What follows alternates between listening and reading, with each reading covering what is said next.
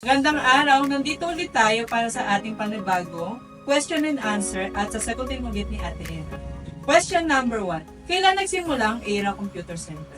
So, nag-start ako ng ERA year 2019. So, at that time, full-time college instructor ako. Tapos, side hustle ko lang yung pag-build ng piso wifi.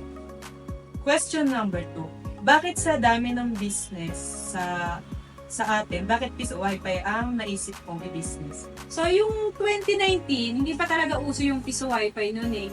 Ang hinahanap ko lang talaga is vendo machine. So, since nga full-time college instructor ako noon, naghahanap ako ng passive income. Bago yun nga, nag-research ako, vendo. Tapos, naisip ko nga, that time, wala kaming internet. Then, mostly mga kapitbahay ko walang internet. Tapos sabi ko, try ko kaya yung vendo machine ng wifi. Kasi, kumbaga may background naman ako sa engineering, so siguro try ko mag-program ganon.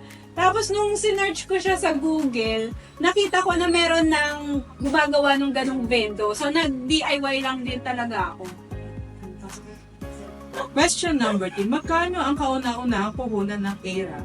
Ayun, so maliit lang talaga yung puhunan ko nung unang piso wifi ko kasi, di ba nga since engineering student ako noon, meron akong project noon, meron ako ng pinaka-motherboard niya, so hindi na ako bumili.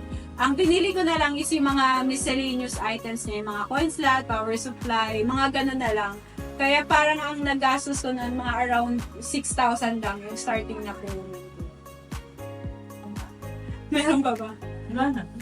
Bago, yun na, since nung unang gawa ko, dineploy ko siya, ang dami nang nagtanong kung saan ko siya nabili.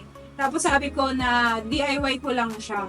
And then, yung first na harvest namin ng piso wifi, pagkakatanda ko, 3,200 siya. And then, yun na, dami nag-inquire. Naisipan ko na rin siyang ibenta since ako naman talaga gumawa ng first piso wifi namin. Kaya ko siyang ulitin gawin. Okay? Salamat po at sa mga iba pang tanong, i-comment nyo lang sa video na to. Okay. Maraming salamat!